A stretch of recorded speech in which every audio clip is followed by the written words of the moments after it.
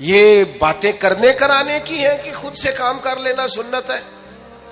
آپ نے 2 منٹ لگائے ہیں اور آپ نے کسی پر روب ڈال کے آپ فارغ ہو گئے. اخلاقی رویوں میں سب سے زیادہ ضروری تو دوسرے کا احساس کرنا ہوتا ہے. اخلاقی رویوں میں سب سے زیادہ حاجت تو دوسرے کی تکلیف اور شدت کا احساس کرنے کی ہوتی ہے.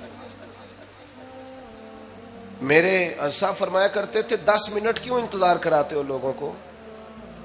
تم نے ممبر پہ کہا تھا میں 2:15 بجے جماعت کراؤں گا، 2:16 کیسے ہوئے؟ تمہیں اس کا پاس ہونا چاہیے تھا، تمہیں خیال ہونا چاہیے تھا کسی شخص کو کسی وجہ سے کوئی تکلیف، کوئی کسی اذیت کا شکار کیوں ہو، کوئی پریشان. میں اب تو الحمدللہ آپ اتنی بڑی تعداد میں آ گئے کہ جگہ آپ کے لیے مشکل ہو گئی، ورنہ شروع میں جب میں محافل کا ٹائم دیتا تھا تو میں وقت پہ چلا جاتا تھا. اگر کسی سے کہا ہے نا کہ 6 بجے آئیں گے تو 6 بجے چلے گئے. وہ کئی والی گھر والے پوچھتے سن تسی آ بھی گئے ہو، تو میں کہندا سی سانو تسی ویلے ہیں سمجھ لو. ہمارا مزاج نہیں ہے نا جی. بلکہ ایک تقریب میں مجھے دعوت دی گئی تو اس پہ لکھا تھا 6 بجے، تو میں وہاں پہنچا تو میزبان بھی نہیں آئے تھے. مجھے بتائیں شادی کا کارڈ سارا خاندان بیٹھ کے لکھتا ہے نا، روانگی برات 1 بجے، 1 بجے جاتی ہے برات، مشترکہ جھوٹ بولا سارے خاندان نے. یہ رونے کی بات ہے، ہنسنے کی تھوڑی ہے. مسلمان اور جھوٹ بولے، مشترکہ طور پہ کہا یہ جھوٹ ہے. محفل ہوگی بعد از نماز عشاء، تو ختم کب ہوگی یہ بھی تو بتائیں. آپ نے قوم کو تو ایک شخص کا بتایا تھا کہ فلاں صاحب خطاب کریں گے، یہ مقامی قومی عالمی شہرت یافتہ، یہ کہاں سے آ گئے؟ کیوں تکلیف دی گئی؟ بلکہ ہم نے تو منصوبہ بندی کی ہے کہ لوگ ہمارے جلسوں میں نہ آئیں. ستائے اتنا ہے، ایک جگہ پہ میں حاضر تھا تو 1:30 بجے مجھے مائک دے رہے تھے. اب تو میں جاتا نہیں ہوں، رات کو چھوڑ دیا ہے. 1 بجے رات کو مائک دے رہے ہیں تو نقیب بیچارہ رٹی رٹائی بات کر رہا ہے، کہتا ہے بلا تاخیر. میں نے کہا ابھی بھی بلا تاخیر ہے، کر لو تھوڑی تاخیر. خدا کے بندو ختم کرو، آدھے گھنٹے میں مسئلے کی سمجھ آ جاتی ہے. ایک پیغام دو، بات ختم ہو گئی. اتنا الجھاؤ اور اتنا بات کو کھینچنے کا معنی کیا؟ اپنے رویوں کے اندر. میں چلا گیا 6 بجے تو میزبان صاحب بھی نہیں آئے تھے، تو وہ تقریب کب شروع ہوئی؟ 9 بجے. تو میں نے ان سے کہا غور سے دیکھ لو کہیں میں تو نہیں الٹا پڑتا رہا، 9 اور میں 6 سمجھتا رہا ہوں. یہ چھوڑے ان چیزوں کو. اپنی زندگی میں آپ نظم پیدا نہیں کریں گے تو کوئی کام کیسے کریں گے؟ حضرت حکیم الامت مفتی احمد یار خان صاحب نعیمی رحمت اللہ علیہ، مفتی صاحب رحمت اللہ علیہ جب جمعے والے دن الحمدللہ کہتے تھے نا تو پورا 1 بجا ہوتا تھا. لوگ گھڑی کو کہتے تھے تو غلط ہو سکتی ہے، پر مفتی صاحب پورے ٹائم پہ الحمدللہ کہتے ہیں. بلکہ ان کے بارے میں معروف ہے کہ وہاں ایک ذمہ دار تھا، بھینسوں کا دودھ دھوتے ہیں نا دیہاتی لوگ، تو عصر کی اذان سے 5 منٹ پہلے مفتی صاحب مسجد تشریف لے جاتے. یہ اخلاق ہے، یہ آپ کا رویہ ہے، یہ آپ کا انداز ہے. عصر کی اذان سے 5 منٹ پہلے جاتے تھے، جا کے وضو بنانا پڑے تو سنت ادا کر کے بر وقت نماز میں شامل ہو جائیں. تو مفتی صاحب گزر جاتے تو وہ ذمہ دار اپنے بیٹے سے کہتا کہ اب آپ نا بچے کو چھوڑیں بھینس کے نیچے تاکہ ہم بھینسوں کا دودھ دھوئیں. تو ایک دن وہ بیٹا کہنے لگا ابا جی ابھی تو یہ سورج کھڑا ہے، عصر کا ٹائم کہاں ہوا ہے؟ تو کہنے لگا تو چھڑ دے کٹا، مفتی صاحب لانگ گئے نہیں، ٹائم ہو گیا ہے. یہ ہمارے بزرگوں نے ہمیں رویے سکھائے.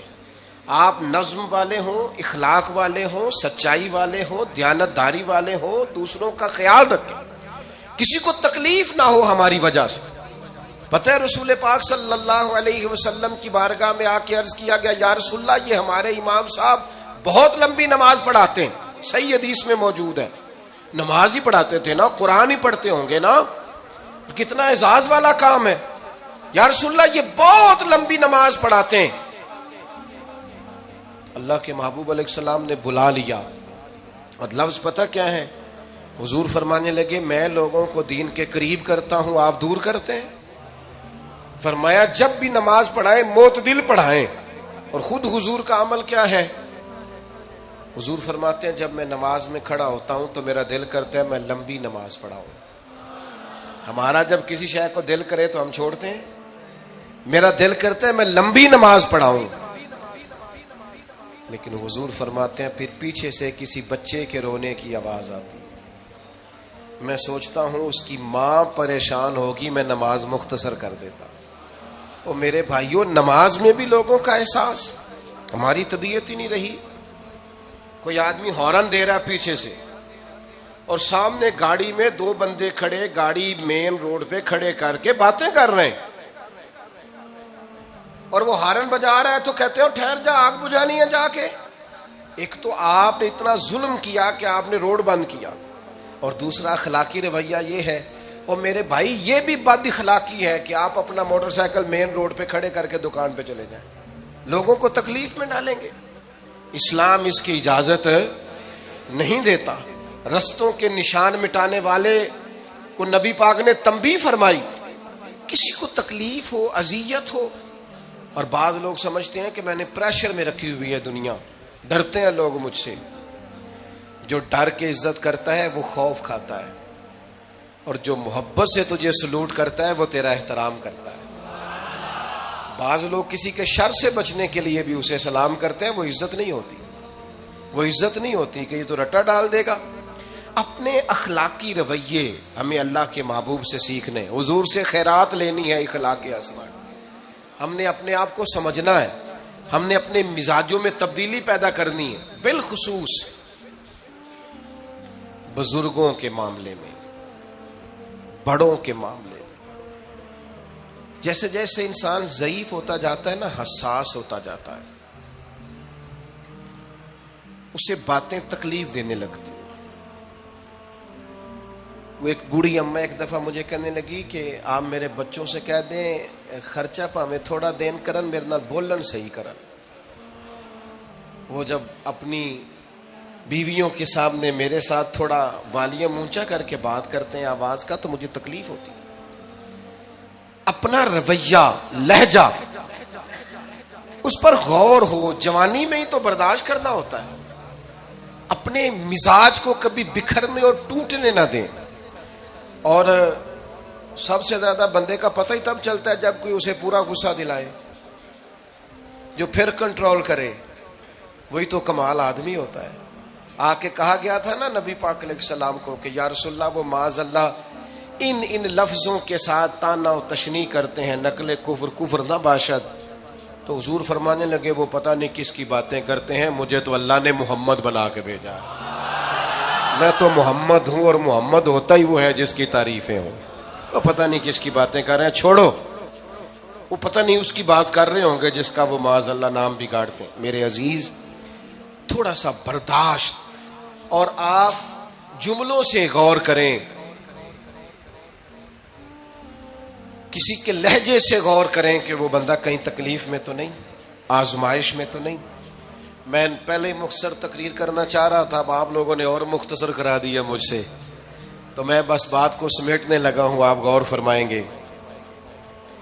ایک دن نبی پاک علیہ السلام نے سید عائشہ صدیقہ رضی اللہ تعالی عنہ سے فرمایا. حضور فرمانے لگے عائشہ جب آپ مجھ سے خوش ہوتی ہیں تب بھی مجھے پتہ چل جاتا ہے، اور جب آپ کے دل میں کوئی بات ہوتی ہے تب بھی پتہ چل جاتا ہے. تو سیدہ پاک عرض کرنے لگی حضور مجھے میری ماں روئے، میں اور آپ سے ناراض. تو کریم فرمانے لگے بتاؤں پھر؟ یا رسول اللہ فرمائیے. حضور فرمانے لگے عائشہ آپ کبھی کبھی قسم اٹھاتی ہیں؟ یا رسول اللہ اٹھاتی ہوں.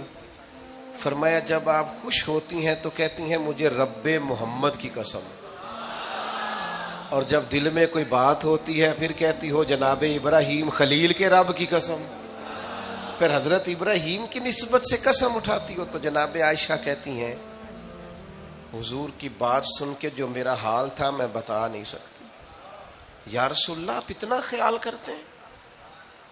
یہاں تک خیال فرماتے ہیں کوئی کیا بول رہا ہے؟ کہتی میں نے فوراً عرض کی کہ یا رسول اللہ مجھے رب محمد کی قسم ہو، میری زبان سے نام ہی جاتا ہے، میرے دل میں آپ ہر وقت موجود رہتے ہیں، دل میں.